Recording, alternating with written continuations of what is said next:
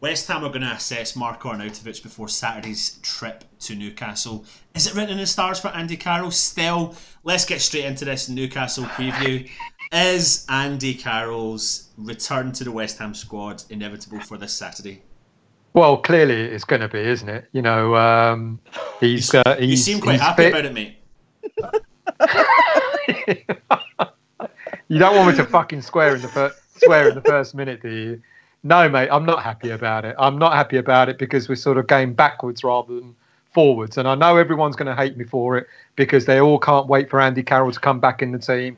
And our bloody saviour is going to save the day. He's going to score a hat-trick against Newcastle and all's going to be wonderful and rosy. And he's going to get a new contract and then he's going to go out injured against the next team. But hey, so what? We're West Ham. That's the way it is, isn't it? So, no, mate, I'm not happy about it. Thanks for that start, Well, listen, Newcastle come off a 4-game unbeaten run. They've won their last 3. They're going for the 4th win in a row against a West Ham side that's up and down like a yo-yo. It's the roller coaster ride that we are very familiar with. But this is the start of these 7 or 8 games we've got coming up, Sis. What does Pellegrini do? What does Pellegrini do, especially with news that potentially Arnautovic might not make it this weekend? Well, I did say in the group yesterday I have a funny feeling that he's not going to start. I just have a feeling that there's something in me is telling me that he will not start Saturday.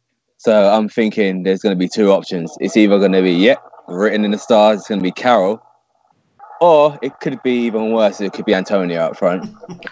That's exactly what I'm just going to go with. It's going to be one of them 2 that's going to be starting up front. You know? Look, I am going to come to you, but just on that note, no, you're not. What's your thoughts on Antonio potentially starting up? Oh, mate, that's even worse, isn't it? I mean, I was incredulous at some of the comments at the weekend that people were saying. Well, I mean, people were saying that he had a good game, etc. If that was a good game, then show me how bad he can really be, because the guy missed 2 open chances. One hit the post when he should have made the keeper work, and the other one was straight at the keeper in the first half. He ain't a centre forward. I know that's the position he apparently wants to play in, and I really wouldn't have either Carroll or Antonio starting on Saturday, I'm afraid. But then that leaves us with your lad Hernandez, who we know can't play up front on his own. So we're a bit fucked, aren't we, really, lads? There could be the surprise wildcard. Could be Lucas Perez up front on his own. Well, I did say in our chat earlier, out of all of them, I'd rather Perez starts. At least he's a proper striker. But hey, what do I know? Look, is it a sad state of affairs that we can actually have these conversations and take the piss out of ourselves? Because, after the £100 million investment, it's literally what is left is just full-blown taking the piss out of West Ham and the banter. Well, first of all, I'm wondering if Stell's got a smoke alarm in his house. That angry smoke that's going to come off and he's going to set his fire alarm off in a minute. But yeah, it's got to a point where this is good at West Ham, isn't it? This is what we live for. We don't like it for the good times. That's boring. You don't even know what it's like. You don't have to handle it when it's boring. Nah. Fuck it. It's all about the banter. It's all about the nearly goes. Look, I'll be honest with you, and Stell is going to literally punch the screen when I say this. I thought Antonio did have a good game against Man City. I thought he made the opportunities. He's just too shit to take him and hit the post. But that's it, mate. He's too shit to take the opportunity. Yeah, but that is what I expected. I expected us to lose 4-0 and not having even have a chance. So the fact they did that anyway. Yeah. Listen, look, just on that, make sure you get the comments in below and let us know what your thoughts are on Antonio, because we did have some comments in them from the last video saying that we are the group that hates Antonio, and as by that comment there you will see that we are not. Everyone is a hater of Antonio. So make sure you get the comments in below and let us know. Look, carry on. Forgot you originally asked me, actually, mate. Something about banter and West Ham being shit, which is like every question we're ever going to get asked, ever being a West Ham fan. So, here we go. What we do know is Wilshere is missed out on the squad last week, and he's kicking about trying to get in the squad. Oh, now Luke's going to start, no? Discuss the Wilshere situation. I like Wilshere, actually. I think we've missed him since he's been out, because all we've had to rely on is Noble, who, as we all know, Estelle has made us very aware of in the group chat, that his legs are gone, he's totally shit, he's about as quick as a fast snail. which there ain't one alive in this world. And he loves getting sent off when he don't need to be. So, Mr. Reliable, Mr. West Ham, is very unreliable. Mr. Reliable, Mr. Wheelchair can come in instead of him and then get injured again, probably like Andy Carroll, when they can both skip down the aisles of a local hospital together and spend another 6 months on the treatment table. Yeah. And, do you know what, lads? There is one consolation, is that our depth has returned, because we got Carroll back from injury, we've got Noble back from suspension, we've got Snodgrass back from suspension, and we've got Wilshere back from injury. So even if none of them start, at least they can be on the bench and maybe do something. I mean, that is a plus. That is a plus. But yeah, I mean, we do banter, because it is like West Ham of old. You know, we go out and spend £100 million, and we're relying on the same players that were there 2, 3, 4 years ago, you know, to sort of get us out of the shit against Newcastle. I think that's why we have to banter. But otherwise, we'll be, you know, we'll be under. It would be boring. Yeah, it would be. Do you get the feeling? Do you get the feeling that the players like Lanzini with the long injuries, they're actually fit now, they're fine, and the club keep going, do you want to come play at the weekend? No, actually, I'm all right, mate. Actually, my leg really hurts still. No, I'm fine. I'd rather not play away to Newcastle when we're losing 3-0 and get shit for the views to fans. Don't talk about that. Don't talk about Newcastle from last season. It's just going to bring back bad. It's going to bring back bad memories for me again. You've just brought it up, and that's my next question. So this time last year, West Ham did play Newcastle, and we were defeated 3-0. And it was like the giving up West Ham, the West Ham of just a crazy start of a terrible run of games that West Ham had, and probably the final nail in the coffin for Slaven Bilic's reign under the Golden Sullivan era. Rafa Benitez discussed Newcastle and what he's doing at Newcastle with no investment or real strong investment. But to be fair to him, he's doing actually all right job. To be fair, I don't know how he's putting up with the likes of Mike Ashley. I really don't know how he's putting up with it. And I don't know how the fans are putting up. I kind of feel sorry for them, because Newcastle are a decent club. Like, they really are, I must admit. But just to deal with like what's going on in the outside, all that bollocks, it's just ridiculous. But I was actually watching the game against Burnley yesterday. It was a really, really open game. There was just chances from both ends. Even though Burnley didn't offer much, they did have a couple of chances. I think the first goal was an own goal from Ben Mee. Then I think it was who was it that equalised? Fuck, what's that geezer's name, man? I think Kieran Clark, was it? Yeah. Kieran Clark, yeah, he equalised. And then the winner was from who's the scored the winner? Well done pressure there. We didn't do our homework in this one, did we? I know. I think me and Clark scored the 2 goals for Burnley for Newcastle. Yeah, that was it. They won 2-1. It was me and Clark. Yeah, an own goal, and then Clark scored the. Yeah. So, Stel, give me some stats on Newcastle, mate. Fuck knows, mate. I ain't got a clue.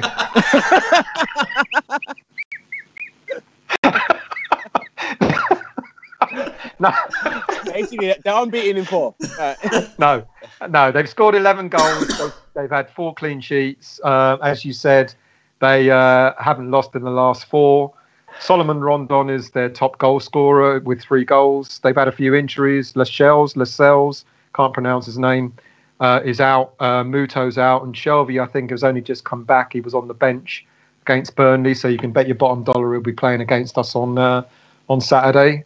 And as you guys said, the manager there has done quite well with very little resources. He's managing to sort of get them to be quite a compact and team. So they won't be a walkover on Saturday, I don't think. Look, talk to me about Rondon. What's your thoughts? We were linked to him, but he's doing all right, mate. He looks like he's got something there. He's got a decent record in the Premier League. Yeah, I was underwhelmed when we were linked with him, because here we go again, another average player being linked to, especially one that's just gone down with West Brom and hasn't really done the job for them there and then. But for the type of football we play right now, he'd actually be perfect, because not only is he reliable, but he'd be far more effective than Hernandez and Perez. And I'm not going to put either them 2 down, but just saying, just for job wise. He seems to be. He's a bit of a confidence player as well. He seems to do really well when the confidence is high, and he could bring others into play. But yeah, I'm not against him. Just in the summer we were linked, I was a bit like, oh really? Like this is the level we're gonna go at. Like if someone who's just gonna relegate with West Brom.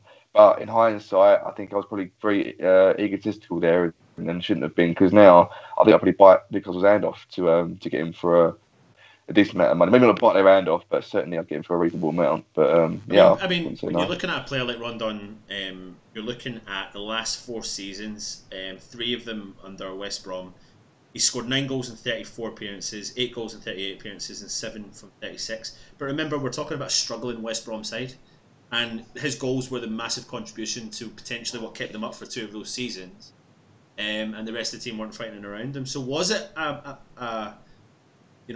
should West Ham have really pursued that a bit stronger, considering now we're looking at a situation where we don't really know what's going to happen with our forward line? I'll put that one to you, Cess. Well, considering with the players that we've got now, I think he would have been the type of player that could have fed off like the service that we're providing. You look at West Brom, he didn't really get much in terms of like service, in terms of chances created, anything. When you look at the squad that we've got, you've got the players like Anderson. If Lanzini was fit as well, like Wilshere as well, if he was fit, you got all them type of players. I think Rondon would have fed off that, and he would have probably got at least a couple of goals at least already. Because he's the type of player that we sort of need at the moment. Someone that can actually hold the ball up. Someone that's actually got a bit of pace on him as well. You know. Still, our defence is probably one of our strongest. Well, parts of our defence and parts of our goalkeeper seem to be our strongest points in the side. Is that? I mean, are we pretty confident we can handle Rondon? I mean, the situation we're going to have is the left back position again. Masuaku has spoke out on social media, kind of added fuel to the fire over the situation.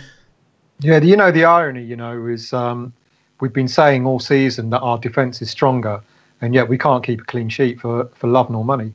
We have got better players in all positions apart from the left back. Zabaleta has been a stalwart. He's looked even better this season than he did last season. We all agree that Diop and Balbuena are better defenders than central defenders than what we've had. We all agree that Fabianski is a better keeper than Adrian, and yet we can't keep a clean sheet. And it's a real concern, because then you've got to start looking at, well, if teams are still getting through us, is it just the defence, or is our midfield not doing the job? And we've got Rice there, who we've all got to applaud. At his age, he's doing a really good job. But then what's around him? Obiang's been blown hot and cold this season. Noble's been blown hot and cold. We had Sanchez in, who made a mistake. We've had Wiltshire in. We haven't had really that much of a settled midfield, which is, I wonder, could be affecting the way we're defending as a team. And I think someone like Rondon could cause us problems on Saturday. He shouldn't. I would say that Diop and Balbuena should have a player like him in their pockets, but it's just a matter of the runs and how he's being picked up and who else is being picked up from midfield that kind of concerns me. Because if Shelby's back, he's going to pull the strings. He's going to be making all these passes through, etc., for players like Rondon to latch onto, and it kind of worries me. We're saying all season we got a better defence, but have we? We can't keep a bloody clean sheet, and it's a real concern, lads. And especially travelling to Newcastle, because even with last year's performance, we've not got the greatest of records there at all. We don't travel well anyway, let alone going to St James's Park. But some news just coming in there is that apparently Arnautovic has been training all week, and he is going to be fit for the game Saturday. And adding the fact that Andy Carroll and both Jack Wilshere have both trained all week as well and are fit for the squad on Saturday. So it'll be an interesting couple of decisions. I think one player I want to talk to you about just now, Cess, and we all really rate him, is Diangana. With all these players potentially coming back in, where does that put him in the? Where does he sit on the bench? Does he get dropped, or do we continue with him? Because I know what I would do with him. I know exactly what I'll do. I'll keep him starting, mate. But give him at least like a full 90, like not like at least take him off for like 60 minutes, because it's kind of frustrating when he like take him off 60 minutes because when he gets into the game, he gets taken off. He's getting into the game. That's the annoying thing. Yeah, it's just he does. It's frustrating. It's like he gets into the game. It's like, he gets taken off. It's like, for fuck's sake, like, really, man. It's like give the kid at least like a fucking full 90 or something, man. Yeah. Give him something to build confidence on. That's what I think. But you just know what's going to happen. You know he's going to get dropped and he's going to put Snodgrass in. You just know what's going to happen. Any of you guys got any opinions on that? Yeah, I think he's looked very lively since he's come to this first team. He's looked bright. He's looked quite skillful. He really impressed me in that Spurs Cup game that we actually lost, but he couldn't get into the game against City. He looked probably one of our brightest players against Huddersfield. It was surprising he was taken off. But I'm just wondering if we could actually do with him coming off the bench against Newcastle, because it's going to be a tough game where I think there's not going to be much football played. And I think for someone like Dean Ganner, we can't be perfect, as in maybe a counter-attacking approach, which we might have to do at some point in the second half. It's just, when you look at that bench, you are kind of, with Carroll coming back, you're looking at going, okay, well, we'll bring Carroll off and we'll go route one. And for me, that's not going to help a player like Dean Ganner. And I think Dean Ganner's one of them players where I'm not disagreeing with you, Stess, when you say 90 minutes, because I think that's a great idea. There's a part of me thinks that with our current setup, is that if we're looking for a spark of ingenuity, a bit of creativity, we're going to rely too heavily on a player like him, and it's not going to be fair on him. And if we're going to bring him through the way he should be brought through, which is just here, there, and there, or just picking these right spots to put him in, I think really you're going to need. I think for me, the reason I'm saying is we're going to need battlers against Newcastle. We're going to need strong physical players, in my opinion, and players like Antonio and Snodgrass do need to start, because they're going to need their industrialness. And for me, right now, Dean Ganner is just a bit too maybe lightweight for that, if you know what I mean, a bit too skillful for that. I think if we're going to use him, we're going to need to use him when we're kind of going for an attack, which I don't think we're going to do until the second half, in my opinion. But I love the guy. I think he's a great kid. I think he's fantastically skillful. But I'm just wondering whether we now need to start maybe taking it back and the older pros need to do it. Depending on Newcastle's tactics, isn't it? It's just depending on how they fucking set up, innit? So I kind of agree with that, Luke. I think there are going to be a few games. There are a few games coming up where they're going to be far more physical than they're going to be skillful, and it depends on what Pellegrini sort of decides to do. Does he want to try and outplay a physical team, or does he want to try and match them like for like? So I kind of agree with you. I love Dean Garner as well. I think he's been a breath of fresh. I think he's been a breath of fresh air. And right there still. Yeah, mate, I'm fine. The cat. I think he's been a breath of fresh air, and it's been wonderful to actually, have him in the team. Fuck's sake. It's been wonderful to have him in the team, but I can see him getting dropped for Saturday. Sorry about that. The cat pulling at the earphones. I can see him getting dropped for Saturday. And Snodgrass coming in, but that's why I can also see someone like Noble coming back in. I don't think we're going to have a lot of flair on Saturday, to be quite honest with you. But as you said, Luke, and as you said, Cess, there'll be players on the bench like Wilshere, like Diangana, who can come on and add that bit of flair if we need to. But I've got a feeling that we won't start off like that on Saturday. In theory, you kind of answered my next question, which was, we've got such an important run of games. Do we just go all out in this game to try and kickstart our season? Because this could be the kickstart that we really, really, really need, but it also could be the really devastating side of a terrible run that can really define our season. We've got to go out for all games, mate. Yeah. It can't just it can't just be this one and then what do we do in the next game? Look at the run. Exactly. We got Cardiff next, and then Palace coming up. Honestly, lads, and I know we're saying, we were doing predictions the other day. We should be picking up a shitload of points between now and the end of the calendar year, and I'll be pretty bloody worried if we don't. And I would say still, this is where we as fans, in my opinion, are right to start judging the Pellegrini reign, because we've given him this time to get into the deal with the Premier League. He's a Premier League proven manager, but deal with obviously the West Ham side injuries, players coming back into it. And this next run of games, in my opinion, is where we can really start to see what progression we've made as a club. Because these are the 7 games, like you said, Stel, that we should be picking up points. And the old West Ham don't pick up points in these games. You know what? You know what? I don't think Pellegrini's got his best 11 out. I think he's, I think he's suffered a lot from some of the injuries that we've had, and he's really tried to make do. And this is where it's shown that, I was whooping it when we spent 100 million in the summer and going, oh my God, we're going to finish easily 6th, 7th place. Yeah. But you know what it's actually shown us is our such a lack of depth in our squad. 100 million has only barely touched the surface, and we've all said it in our chats, before. And as soon as a player's gone out injured, Yarmolenko and people like that, we're fucked. We're relying on players, who just haven't been quite there.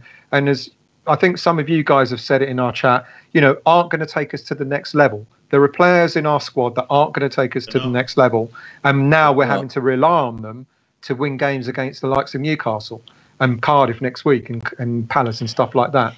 It's a shame. Still, I just want to highlight the fact that you're agreeing with me on that, because you highlighted that. I know that's tough for you to do. But... you do.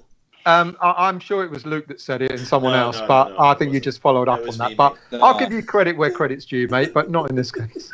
Yeah, you did, man. So, listen, obviously it's an important game for West Ham. We've pretty much done predictions on the side. Luke, have you got any final points before we do the predictions? Yeah, I think, I don't know, really. I think with these running games, everyone's kind of going, I don't know how you lads feel, but I kind of feel like we're almost egotistical when it comes to these games, because I look at these teams like Cardiff, like Newcastle, and I honestly go into these games thinking, I don't know, maybe you don't feel different, but I look at these games going, I hope we don't embarrass ourselves in this game. I hope we don't. I don't look at it going, this is Cardiff, we should win 2-1. This is Newcastle, we should win 3-1. The way that we did to Brighton. Because I think I was a minority fan that thought I can genuinely see us losing 1-0 or 2-0. And there was not an ounce of me that thought this team's going to breeze past this. But I just can't think that at West Ham, especially not right now, because it was like the tease in the summer was too big, and I let myself believe that we were actually going to do what we'd done in the last season, the bowling. We're push for the top 4. But I said, you're saying that still, Justin, you were saying, oh, we got Cardiff coming to the London Stadium, we should beat them. In hindsight, maybe we should, but there's no should be. There's no guarantee. This is what I was going to say earlier. Just the game against Man City just gone, right? When you look at what Man City do in the Premier League, is they go 1-0 up, and then they go 2-0 up, and then they go 3-0 up. And it's almost like as soon as they've scored the 1 goal, in their heads, it's 0-0 again.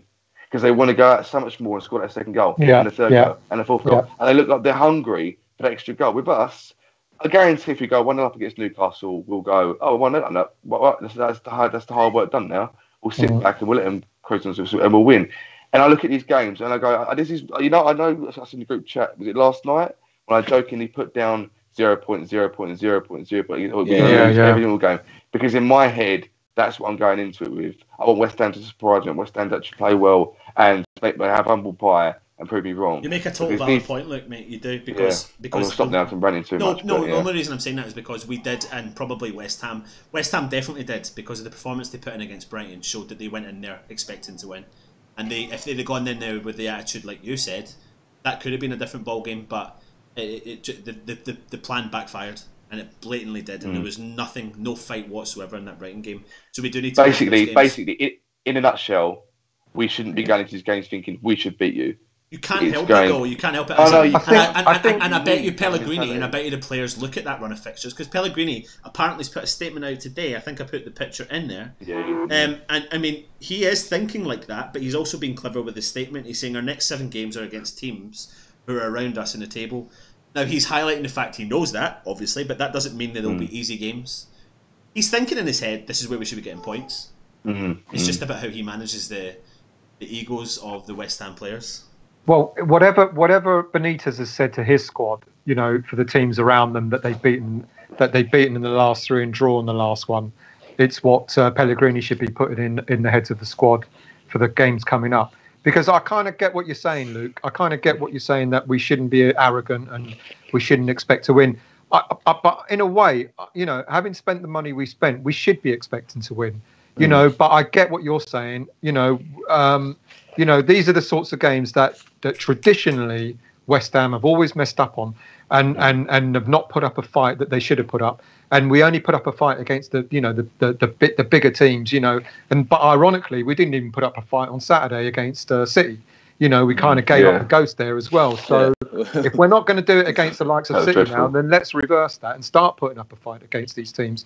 I do kind of fully expect us to go and beat these teams around us, because they should be there for the taking. But it's a matter of, the tactics that Pellegrini is going to use. And I know he wants to play pretty football. I think earlier in the season, we were trying to walk the ball in, and now we just got to start, we've got to start doing the dirty. Basics. Back to basics. We've got to start doing the basics. And I don't want to say we've got to start playing Aladici style, but,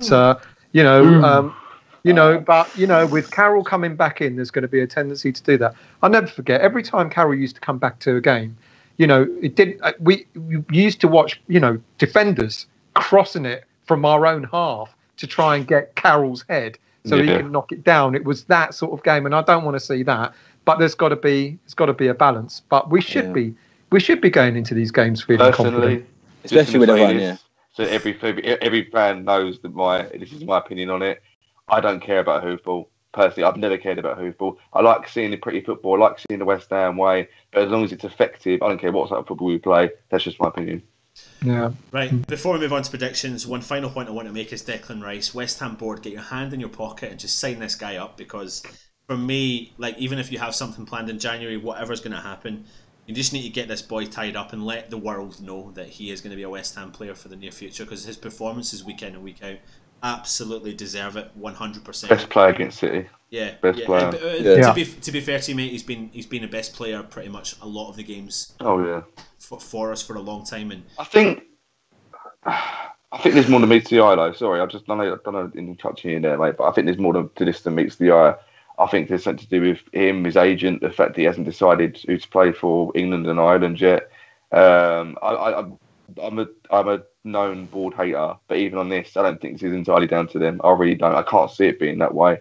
I do, mate. I see it the opposite to what you see it. I see it down to completely them, because I think they can put their hand in their pocket and say it, but apparently their initial contract offer was nowhere. And do you know what? It's sad state of affairs that I'm sitting here saying, wishing a player to get paid thousands of pounds a week, and I don't believe the footballers should do that. But they live in that world, and that's the way it is. And he is.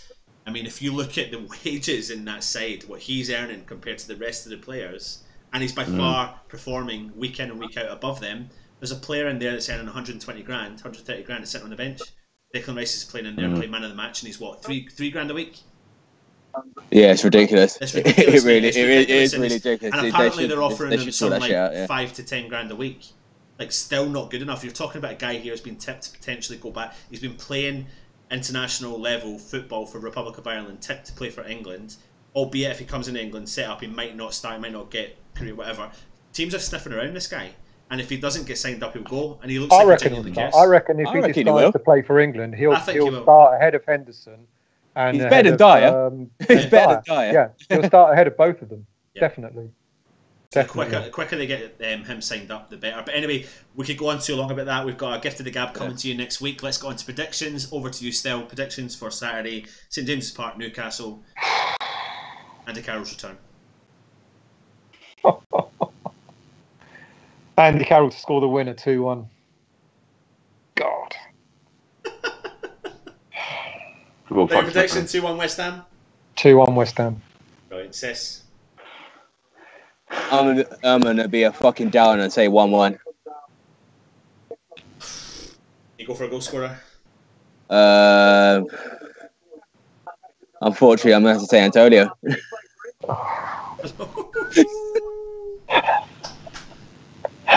Lukey boy. You think you're in a down assist? I'm going to say 3-1 Newcastle. Oh, for fuck's sake, mate. Oh my God, you're right. You're done. I know. Goodness, I'm finished. Carroll's going to score at 2-0 down and everyone's going, "Come on, West Ham, let's go, let's get the second goal." And then you know, come back to defend the corner or something, and he's going to knock it on to one of their strikers to go Rondon. So yeah, he's going to make it 3-1. In fact, Rondon will get a hat trick. Well, no, actually, Rondon will get 2 goals, and then Richie will score an open goal. Like whoa. I know. This is why I'm making it so intense, so that when he goes the opposite way, I'm going to be like, boom. Well done. You just hit a bomb there. Rondon hat trick. Fuck. Well, no, I just dropped my headphones on that one, eh? Yeah. I'll let you left 2 goals, and then Richie scores that open goal that he missed against Burnley. It has to be against us, doesn't it? So yeah. And Arnie's going to do his ACL and he's going to be out injured. I mean, everybody won't even be able to sell him in the summer. He'll be dead. Great. You know. Cut the video. I'm gonna go for a 3-0 victory to West Ham. We're gonna shock everyone in this world.